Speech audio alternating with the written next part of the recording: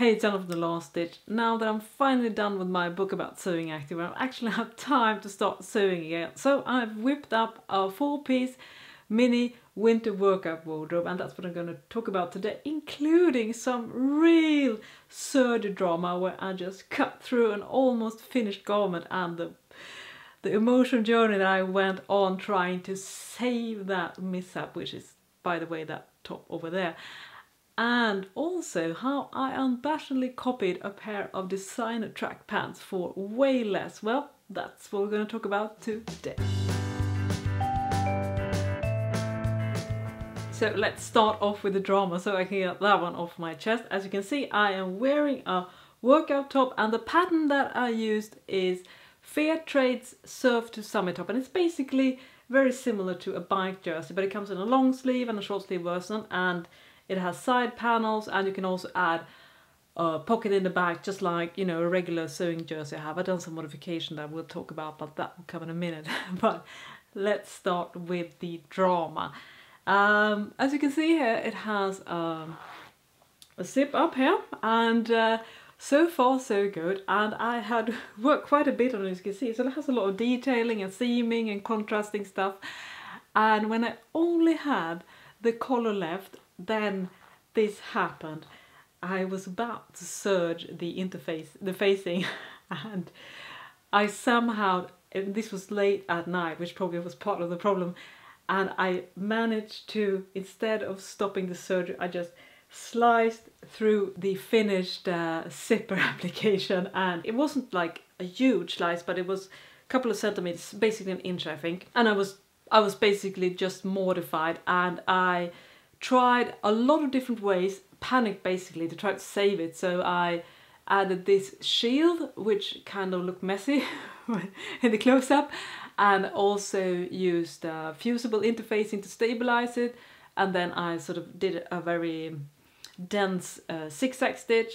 So when you look from afar it doesn't really show, but when you look up close you can definitely see it. And this was something where I was like, I was so close to throw the entire top away, and that would have sucked because I had, as I said, put a lot of work into it, and I was just about to do the final finishing touches of the garment. So I'm glad that I came to my senses and decided, well, I can live with that. You know, not everything has to be perfect. So let's take a look at the back of the top. As you can see, I have added a different kind of zipper from the original because this is one I really like, and in my book about sewing activewear, I also explain how to do this. This is the industrial method on how to insert zipper pockets. So it's super simple, no facing required, so it's very thin and a non-bulky solution, but it's really easy as well. So it is intimidating as it looks, so super great technique. As for the stitching, I use primarily a 3-thread flatlock on my Baby Lock Imagine serger, and I use woolen nylon in the upper looper to give it a more of a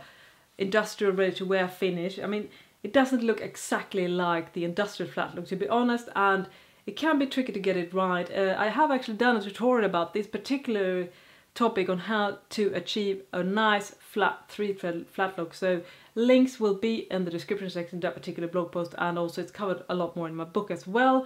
As you can see, I've used sport mesh for the side panels, the upper side panels, and then I use white supplex on the lower part of the side panels.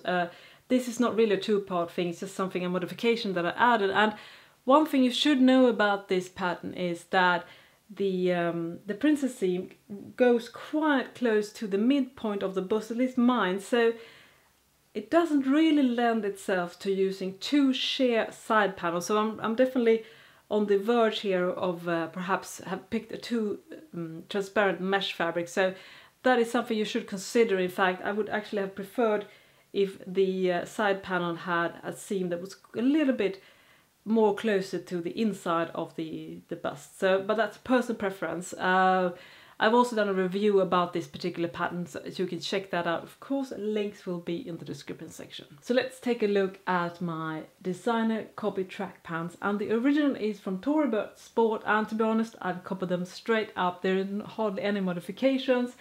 That I will be absolutely honest about, but that's one of the good things when you can sew, that you can actually look at something in stores and do a really good copy of it itself, and of course get the fit better as well. And the track pants from the German pattern company Neue Mode, which used to do a really nice pattern magazine as well. And you can still get this pattern, and I will give you information in the description sections about the model and where you can find it. And it's part of a tracksuit that has some really juicy couture flair to it. If that's something you're into, it could be worth checking out this pattern. Of course I did some modifications. Obviously the side panels wasn't there at the original pattern, so I had to make some alteration, and I also added pockets. I think I will definitely reuse this pattern again and do more of these you know, cozy track pant stuff that I can wear at home as well. And now let's talk about my new sweater, and this is something that I wear a lot as the mid layer when I'm running in the winter. And the pattern that I've used for this is an old Kwik-Sew pattern. I added my signature cuffs with thumbholes. If you're curious about how these are made,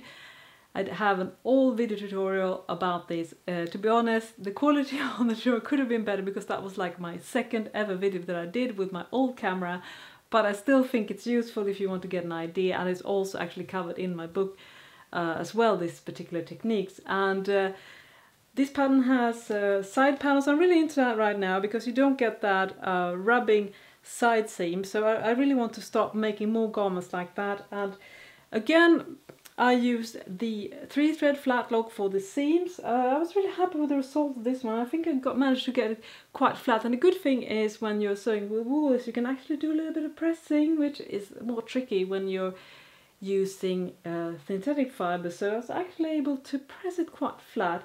This was like yet another really quick make, and it was really nice because, as I've talked about in the past, I've put a lot of effort in a lot of my makes in the last few years, so it can be quite overwhelming sometimes and really tiresome. So it's nice to actually just make a simple garment that didn't take like days and even weeks to finish. So I'm really happy about this one, and I will take it for a run later today, and I'm really looking forward to it. And now for the final garment. Yes, a running cap. This is a pattern that I've designed myself, and I use it both underneath the bike helmet when I'm back into work, and also it's really excellent for running in the winter time. And it's quite easy to make actually. It consists of 4 pieces, 1 band in the middle, 2 side pieces. I like it so much that I've actually made it available for you patrons that are either modiste or couture for those 2 tires. So if you head over to patreon.com/stitch, you will find the pattern pieces and some instructions for how to make this cap. So go and check that out if that's something you're interested in. And the construction is really easy. You can use just a regular sewing machine, and I've also used folder elastic to cover the edges. So you can do this in fleece or soft shells or whatever, depending on your needs. So this is one of my proudest, actually, my own design pattern, because it's so simple and still so useful. And you can see you can do some fun things from the fabric as well if you find something. This is actually a scrap from a wool dress that I just made as well. So this was my 4-piece workout wardrobe, and if you haven't already, please subscribe to my channel, and also, well, stitch safe, and I'll see you next time. Bye bye!